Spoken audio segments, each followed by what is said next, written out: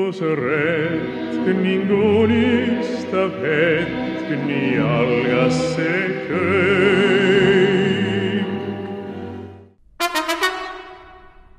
Ma olin Einusse armunud siis, kui ma olin 18. Isa, ema magasid köögis, me magasime teises toal. No mis kuradi noorte inimeste elu see on? No, kaktusid kogu aeg. Tekkisid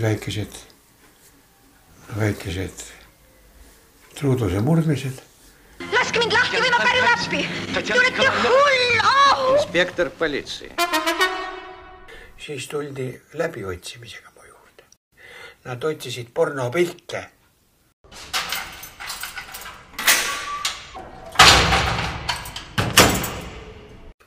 Ma olin renegaat.